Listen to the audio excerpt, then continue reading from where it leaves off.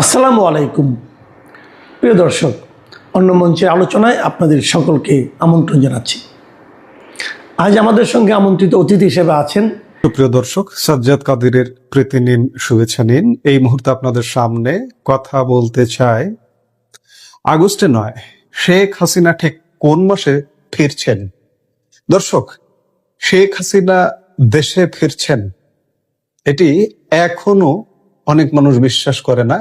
শুধু তাই নয়, আওয়ামী লীগেররাও অনেকে বিশ্বাস করেন না যে শেখ হাসিনা দেশে ফিরছেন।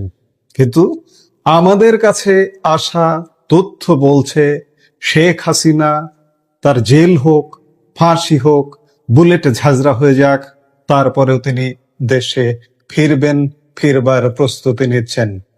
হতে পারে বাংলাদেশে এখনো পর্যন্ত মার্কিন কর্তৃত্ব বহাল আছে, হতে পারে এখানে পাকিস্তানি তৎপরতা আছে, এখানে তুরস্কের তৎপরতা আছে, এবং আমি শুরুতে যেটি বললাম যে তিনি জেল, ফাঁসি, বুলেটে ঝাঁঝরা হয়ে যাক, কিন্তু তারপরেও তিনি দেশে ফিরবার প্রস্তুতি নিচ্ছেন। কিন্তু তিনি কোন মাসে ফিরবেন একদম ডেট তারিখ দিয়ে বলা কঠিন হলেও সম্ভাব্য সময়টা অন্তত পক্ষে বলা যায়। আমাদের কাছে আসা তথ্যপাত্য এবং সাম্প্রতিক সময়ে 21 পদকপ্রাপ্ত বাংলাদেশের সিনিয়র সাংবাদিক স্বদেশ রায় একটি নিবন্ধ লিখেছেন, একটি আর্টিকেল লিখেছেন তার নিজস্ব পোর্টালে। সারাক্ষণে আমাদের তথ্য এবং স্বদেশ রায়ের এই আর্টিকেলের আলোকে এই মুহূর্তে আমরা দেখতে চাইব যে শেখ হাসিনা সম্ভাব্য ঠিক কোন মাস বা কোন সময়ের পর থেকে যে কোনো সময় দেশে ফিরতে পারেন। সারাক্ষণে স্বদেশ রায় যে আর্টিকেলটি লিখেছেন সেটির শিরোনাম আগস্টের পর যে কোনো সময় শেখ হাসিনার প্রত্যাবর্তন ও পরবর্তী রাজনীতি। 2024 সালের 5 অগাস্টের সেই নাটকীয় পট পরিবর্তনের পর দক্ষিণ এশিয়ার রাজনীতিতে সবচেয়ে বড় প্রশ্নটি এখন বাতাসে ভাসছে, কবে দেশে ফিরছেন শেখ হাসিনা। ভারতের অন্যতম প্রভাবশালী গণমাধ্যম এনডিটিভিকে দেওয়া একটি সাক্ষাৎকারে শেখ হাসিনা নিজেই এক বিস্ফোরক ঘোষণা দিয়েছেন। তিনি স্পষ্ট জানিয়েছেন তিনি এবছরই বাংলাদেশে ফিরে আসছেন। এই খবর প্রকাশিত হওয়ার পর আন্তর্জাতিক প্রায় সব গণমাধ্যমের তোলপাড় শুরু হয়ে গেছে। তোলপাড়টা এমনই, পৃথিবীর কোন প্রান্তে আপনি যাবেন, আপনি ভারতেরই 50টা গণমাধ্যমে কমপক্ষে এই খবরটি প্রকাশ হয়েছে, চীনের গণমাধ্যমে প্রকাশ হয়েছে, রাশিয়ান গণমাধ্যমে প্রকাশ হয়েছে, মধ্যপ্রাচ্যের প্রায় সব দেশের গণমাধ্যমে প্রকাশিত হয়েছে, ইউরোপের সব দেশের গণমাধ্যমে প্রকাশিত হয়েছে, আমেরিকার গণমাধ্যমে প্রকাশিত হয়েছে। অর্থাৎ সারা পৃথিবীতে এটি একটি তোলপাড় ফেলে দিয়েছে। শতাধিক গণমাধ্যমে শেখ হাসিনার এই এনডিটিভির সাক্ষাৎকারে দেওয়া সময়সীমা প্রকাশ করে এবং নিজস্ব বিশ্লেষণ, এনডিটিভির সাক্ষাৎকারকে বেস করে নিজস্ব বিশ্লেষণ প্রকাশ করেছে পৃথিবীর তাবৎ বড় শীর্ষ শতাধিক গণমাধ্যম। আর এতেই চারিদিকে তোলপাড় শুরু হয়ে গেছে। কিন্তু তিনি ঠিক কবে ফিরছেন? নির্ভরযোগ্য রাজনৈতিক সূত্র এবং ভেতরের খবর যা বলছে তাতে জুলাই বা অগাস্ট মাসে তার ফেরার কোনো সম্ভাবনা নেই। তাহলে কি সেপ্টেম্বর হতে যাচ্ছে সেই মহেন্দ্রক্ষণ? শেখ হাসিনার এই সম্ভাব্য প্রত্যাবর্তন কি বাংলাদেশের রাজনীতিতে নতুন কোনো ঝড়ের আভাস? কেন প্রখ্যাত সাংবাদিক সাবির মুস্তফা মনে করছেন সরকার তাকে হজম করতে পারবে না? আর কেনই বা রুমিন ফারহানা বলছেন 52% মানুষকে বাদ দিয়ে দেশ চালানো অসম্ভব? এই মুহূর্তের ভিডিওতে প্রতিটি তথ্যের চুলচেরা বিশ্লেষণ করব আমরা। পুরো ভিডিওটি শেষ পর্যন্ত দেখুন, কারণ বাংলাদেশের রাজনীতির আগামী দিনের ভবিষ্যৎ লুকিয়ে আছে এই সমীকরণে।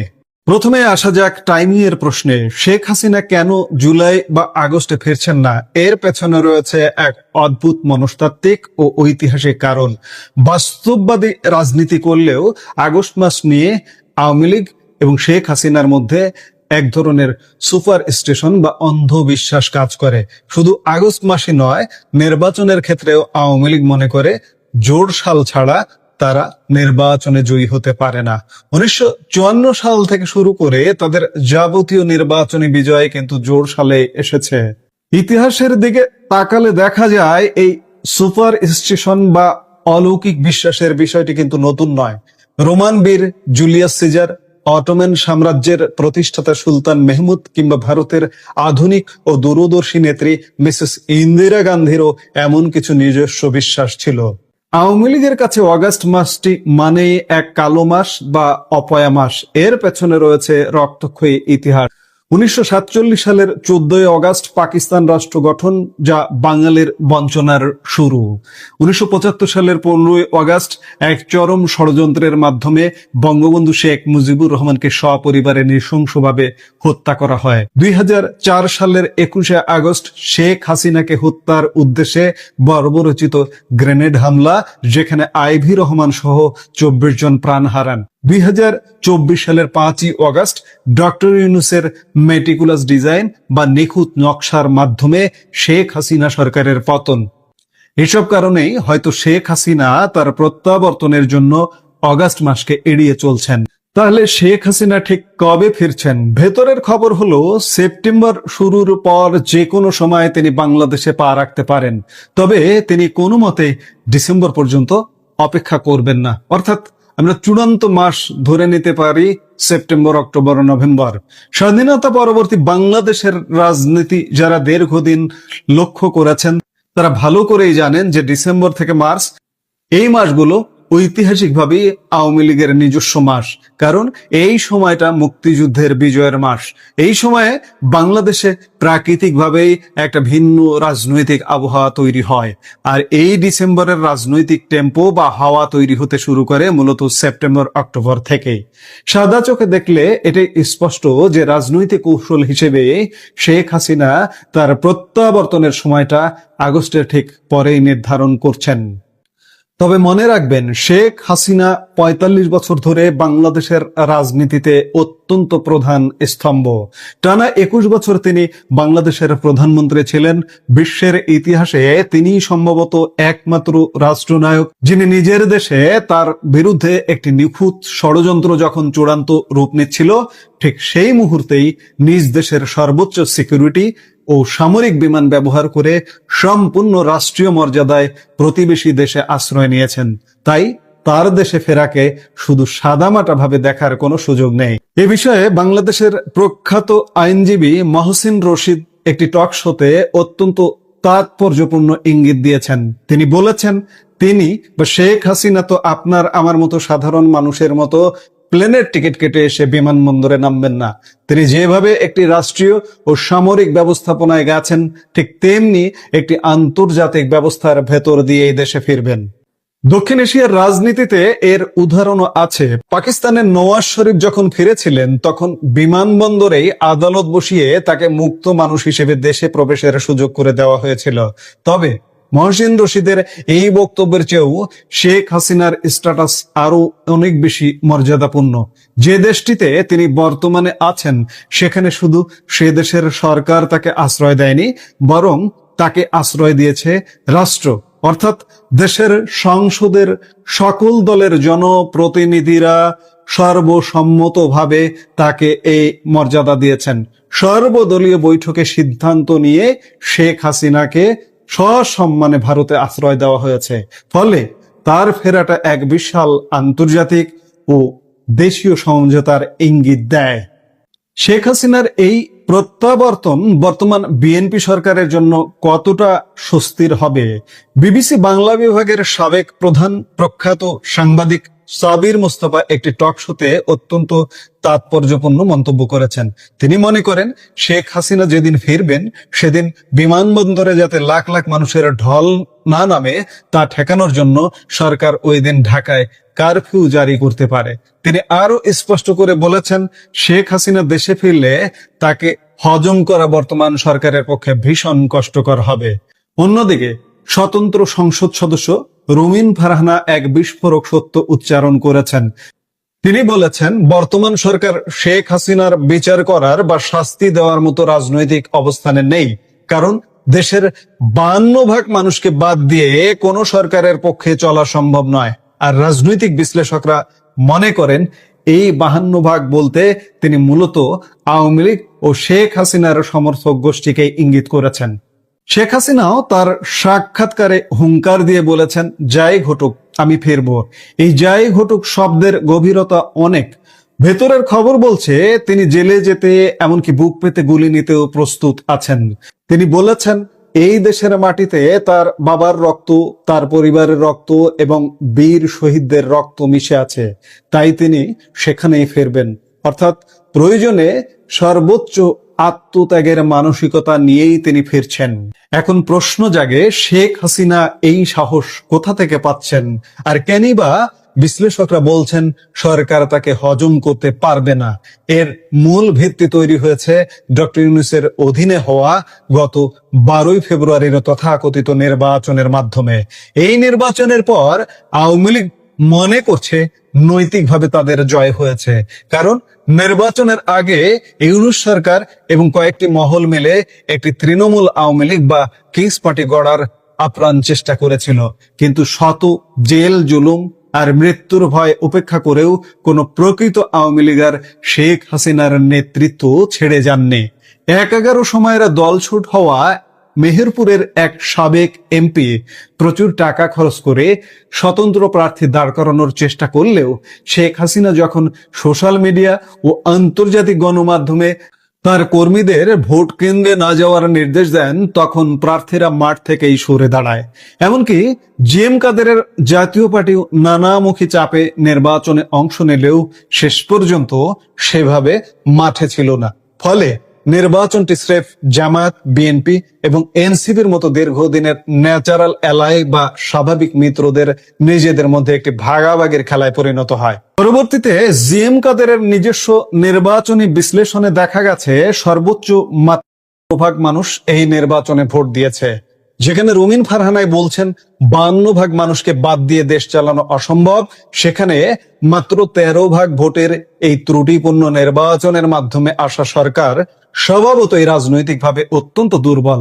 সাংবাদিক সাবির মুস্তাফার কারফিউ আশঙ্কা উড়িয়ে দেওয়া যায় না, তবে শুভ চিন্তা থেকে বলা যায় কারফিউ দেওয়ার মতো ঝুঁকিপূর্ণ পদক্ষেপে হয়তো বর্তমান সরকার যাবে না, কারণ কারফিউ দিলেই যে কোনো সরকার এক সূক্ষ্ম সুতোর উপর দাঁড়িয়ে যায়।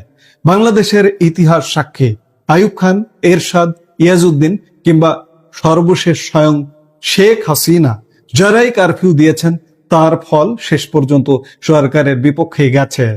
সুতরাং অগাস্টের অবসানের পর বাংলাদেশের রাজনীতির প্রতিটি পাতা কোন দিকে উল্টায়, শেখ হাসিনার প্রত্যাবর্তন দেশের ক্ষমতা কাঠামোর কি পরিবর্তন আনে তা দেখার জন্য এখন শুধু সময়ের অপেক্ষা। September, October, maximum November, December পর্যন্ত শেখ হাসিনা অপেক্ষা করছেন না। আমাদের কাছে থাকা তথ্য এবং বাংলাদেশের একজন সিনিয়র সাংবাদিক, সম্পাদক এবং দ্বিতীয় সর্বোচ্চ রাষ্ট্রীয় সম্মাননা 21 পদকপ্রাপ্ত সাংবাদিক স্বদেশ রায়ের কলাম বলছে যে শেখ হাসিনা ফিরছেন। স্বদেশ রায় গুজব ছড়ানোর মানুষ না, আমি তাকে যতদূর চিনি, এবং আমাদের কাছে যেসব তথ্য উপাত্ত আছে সেসব তথ্য উপাত্ত কোনো গুজব ছড়ানোর তথ্য উপাত্ত নয়। শেখ হাসিনা যে ফিরছেন এটি এক প্রকার নিশ্চিত। কাজেই অগাস্টের পর থেকে কাউন্টডাউন শুরু করতেই পারেন। এই মুহূর্তের ভিডিও থেকে বিদায় নিতে চাইছি, দেখা হচ্ছে পরবর্তী ভিডিওতে। সে পর্যন্ত ভালো থাকুন। আসসালামু আলাইকুম প্রিয় ভাই ও বোনেরা, কেমন আছেন আপনারা? আজকে আপনাদের কাছে একটা প্রশ্ন দিয়ে আলোচনা শুরু করি। এই মুহূর্তে ক্ষমতায় কে আছে? বাংলাদেশের রাষ্ট্র ক্ষমতায় কোন দল অধিষ্ঠিত? আওয়ামী লীগ নাকি বিএনপি? বলতে পারবেন আপনারা? হয়তো প্রশ্নটা শুনে আপনাদের ভিতরে একটু খটকা লাগতে পারে যে এটা আবার কেমন ধরনের প্রশ্ন হলো। হ্যাঁ, আমি কিছু কার্যকারণের কারণে এই প্রশ্নটা আপনাদের কাছে করলাম।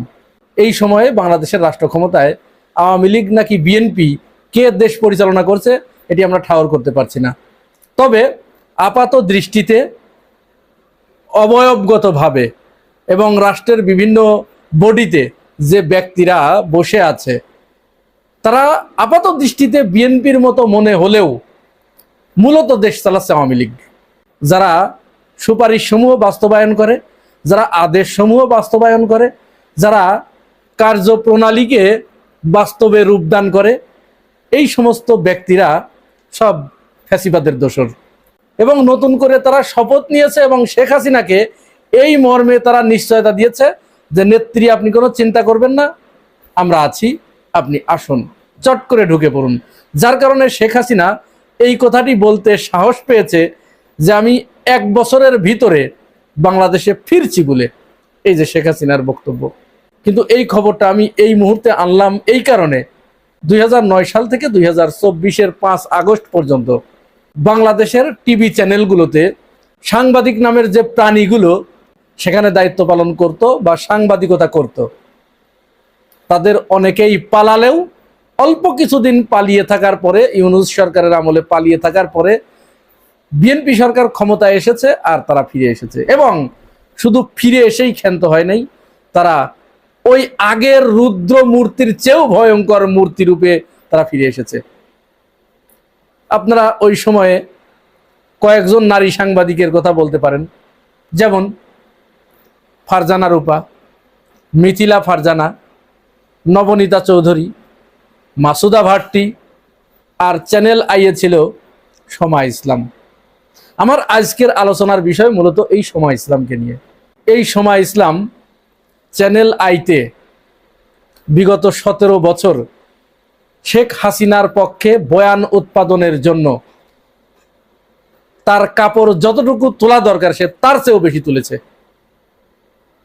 সর্বশেষ 2024 সালের যে নির্বাচন, আমির যে নির্বাচন, এই নির্বাচনের আগে সমার একটা চরিত্র আপনাদের মনে আছে কিনা, ব্রিগেডিয়ার সাখাওয়াতকে ডেকে এনেছিলেন, ইনিয়ে বিনিয়ে বিভিন্ন ধরনের প্রশ্ন করে এই নির্বাচনে কেন বিএনপির যাওয়া উচিত, শেখ হাসিনা ছাড়া কোনো বিকল্প নাই ইত্যাদি বলার পরে সাখাওয়াতকে বলছে, স্যার আপনি কি ভোট দিতে যাবেন? ব্রিগেডিয়ার সাখাওয়াত তখন বলছে, ভোট দেয়া সেটা তো পরের ব্যাপার, দেখি সময় সুযোগ হলে।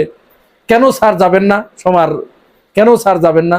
ভোট তো দেওয়া উচিত, আপনারা যদি ভোট না দেন তাহলে শেখ হাসিনার বড় ক্ষতি হয়ে যাবে, শেখ হাসিনার ক্ষতি হয়ে গেলে বাংলাদেশের ক্ষতি হয়ে যাবে। তার মানে শেখ হাসিনা মানেই বাংলাদেশ, এটা তারা বোঝাতো। আর নির্বাচনের দিন এই সময় ইসলাম ক্যামেরা এবং মাইক্রোফোন হাতে রাস্তায় রাস্তায় ঘুরে বেরিয়েছে, ট্রাক চালকদের, ভ্যান চালকদের তারা জিজ্ঞেস করেছে নির্বাচন কেমন হচ্ছে, খুব ভালো, খুব ভালো, প্রচন্ড প্রতিদ্বন্দ্বিতাপূর্ণ নির্বাচন, এই ধরনের কাজ করেছে। শুধু এখানেই শেষ নয়, ওইটা তো গেল তার ওই অ্যাক্টিভিটি। আর তার টকশোতে, সে মেট্রো সেম নামে যে টকশোটা করতো, এই টকশোতে বিএনপি নেতাকর্মীদের, জামাতকে তো কোনোদিন ডাকেই নাই, বিএনপি নেতাকর্মীদের ডেকে এনে সেখানে রীতিমতো তাদেরকে লাইতেছে, পাড়াইছে, এমনকি তাদের লাস্টে ঘাড় ধরে ধাক্কা দিয়ে বের করে দিয়েছে। আর এই সমার হাতে ঘাড় ধাক্কা খেয়েছে বর্তমান সেতুমন্ত্রী রবিউল ইসলাম রবি, আমাদের ওই যে মুতকাণ্ডের শামসুজ্জামান দুদু ভাই, তারপরে এই যে এখন ইদানিং এখন এই যে নতুন করে জুলাই গাদ্দার হিসেবে আত্মপ্রকাশ করেছে নীলুফার মনি।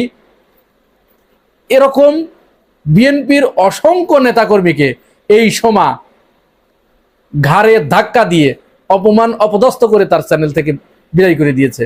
সে যে প্রশ্ন করেছে ওই প্রশ্নগুলোর জবাব মার ছাড়া অন্য কোনো কিছু দিয়ে ওটা জবাব দেওয়া যায় না।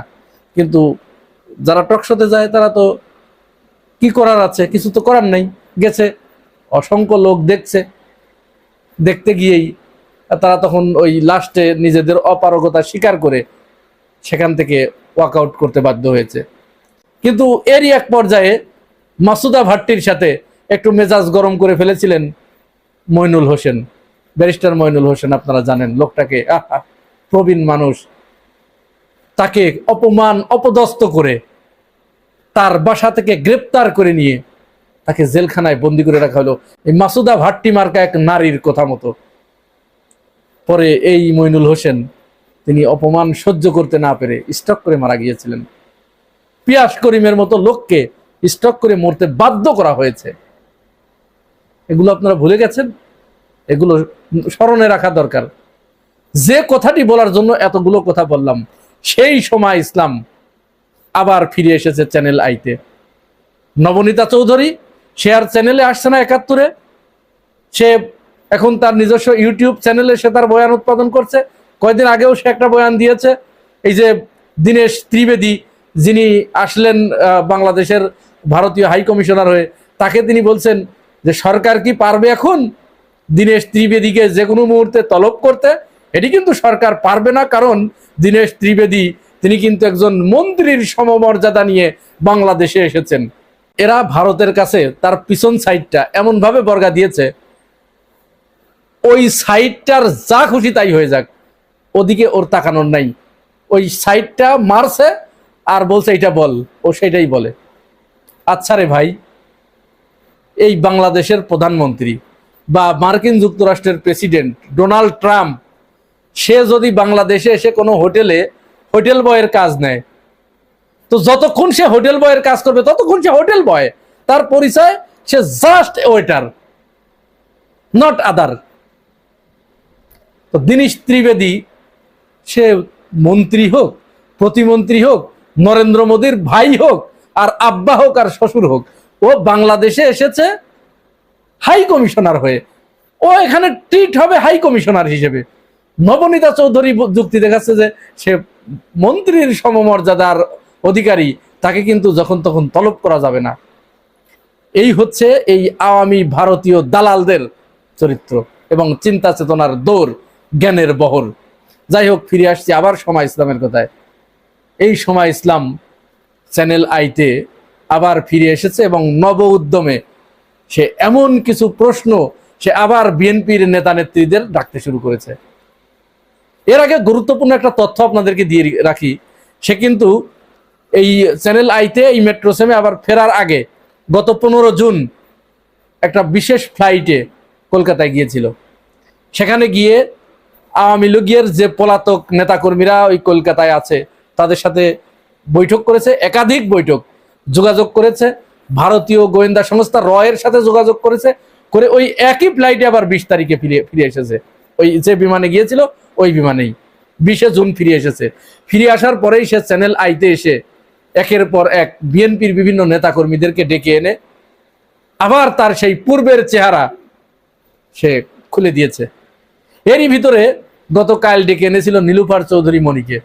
সে ওই সময় ইসলামের বিভিন্ন ইনিয়ে বিনিয়ে প্রশ্নের জবাব সঠিকভাবে সে দিতে পারে নাই।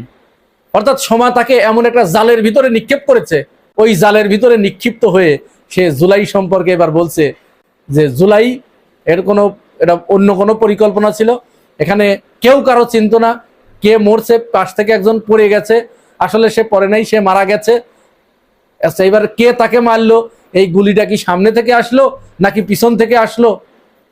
ধৃষ্টতা চিন্তা করেন, মহিলার ধৃষ্টতা চিন্তা করতে পেরেছেন? সে কি বোঝাতে চেয়েছে যে গুলিটা কি সামনে থেকে আসলো নাকি পিছন থেকে আসলো? পিছন থেকে আসলো মানে এই আন্দোলনের ভিতরে যারা ছিল, আন্দোলন করেছে, তারাই মেরে ফেলেছে। পুরা শেখ হাসিনার বয়ান, শেখ হাসিনা যা বলতে চেয়েছে, আওয়ামী লীগ যা বলতে চেয়েছে, পুরা এই নীলুফার মনিদিকে দিয়ে এখন তাই বলাচ্ছে। যখন তাকে বলা হলো যে ওই সময় তো স্নাইপার দিয়ে গুলি করা হয়েছে, তো স্নাইপার তো পুলিশের কাছে ছিল, বলে না, নো নো নো নো, পুলিশের কাছে স্নাইপার ছিল না, বাংলাদেশের স্নাইপার নাই। 2023 সালে 30টি স্নাইপার কেনার জন্য দরপত্র আহ্বান করা হয়েছিল এবং বেশ কয়েক জায়গায় থেকে এই স্নাইপার সংগ্রহ করা হয়েছে। আর নীলুফার মনি সোমার কাছে বললেন, ওইখানে উপস্থিত হয়েছে, না ওই সময় তো বাংলাদেশে কোনো স্নাইপার ছিল না, পুলিশের কাছে স্নাইপার ছিল না। যাই হোক, তার এই জবাব ছাত্র দলের সভাপতি রাকিবুল ইসলাম রাকিব তিনি দিয়েছেন। তিনি তার এক ফেসবুক পোস্টে নীলুফার মনির এই বক্তব্যকে ঘৃণা ভরে প্রত্যাখ্যান করেছে। তিনি যদিও একটু নীলুফার মনিকে তেল মেরেছেন যে আপনি জুলাই বিপ্লবে আপনি ভূমিকা রেখেছেন, কেউ ভূমিকা রাখা মানুষ এই ধরনের গাদ্দারি জুলাই বিপ্লবের সাথে করতে পারে না, সে আসলে গুপ্তচর, পুরা গুপ্তচর। বিএনপিকে সে বিপদের মুখে ঠেলে দিচ্ছে এই সোমার সাথে হাত করে, এবং সোমা ওইখান থেকে এই ডক্ট্রিনটা নিয়ে এসেছে। এই যে শেখ হাসিনার সাথে যোগাযোগ করেছে না 5 দিন ধরে, আর রয়ের সাথে, র এবং শেখ হাসিনা এবং পলাতক বাহিনী এই সোমাকে বলে দিয়েছে তুমি বাংলাদেশে গিয়ে অমুক অমুককে ধরো, অমুক অমুককে তোমার টক শোতে আনো, এনে তাদেরকে বিরাট অঙ্কের টাকা দিবা। সোমা তাই করছে। সোমার প্রথম টার্গেট এই নীলুফার মনি, তারপরে দেখলাম ওই যে আফদাল হোসেন, তারপরে দেখলাম শমশের মবিন চৌধুরী, এই সমস্ত লোকদেরকে সে আনা শুরু করেছে। তার মানে আমরা বোধ করতে পারি এই সোমার টকশোতে যারা যাবে তারাই ওই ভারতের টাকা, ওইখান থেকে সমাজে টাকা এনেছে 5 দিনে, সেই টাকার একটা ভাগ নেয়ার জন্য সোমার টকশোতে যাচ্ছে, তাছাড়া অন্য কিছু হবার কথা নয়। যাই হোক, ছাত্র দলের সভাপতি রাকিবুল ইসলাম রাকিবকে আমরা স্যালুট জানাই। তার সাথে অনেক দ্বিমত থাকতে পারে, হাজারো মতের অমিল থাকতে পারে, কিন্তু এই রাকিবের দ্বারা জুলাই যে কখনো বেহাত হবে না, জুলাই যে ভুলুন্ঠিত হবে না সেটা কিন্তু আমরা বুঝতে পেরেছি। এই জন্য রাকিবকে আমরা স্যালুট জানাই, আর নীলুফার মনিকে এরকম দাঁত ভাঙা জবাব দেওয়ার জন্য আরেকবার স্যালুট জানাই। এরপরে তৃতীয় স্যালুট জানাবো এই নীলুফার মনিদের মতো গাদ্দারদের বিএনপি থেকে লাথি মেরে বের করে সমার সাথে তাকে সংযুক্ত করে দিতে পারলে আমরা আরো বেশি খুশি হব। প্রিয় ভাই ও বোনেরা, এই পুরো বিষয়টাকে আপনারা কিভাবে দেখছেন জানাবেন মন্তব্যের ঘরে। আর আপনি যদি আমার এই চ্যানেলে নতুন হয়ে থাকেন তাহলে চ্যানেলটি সাবস্ক্রাইব করে পাশে থাকবেন। আজ এ পর্যন্তই, ভালো থাকবেন, আল্লাহ হাফেজ।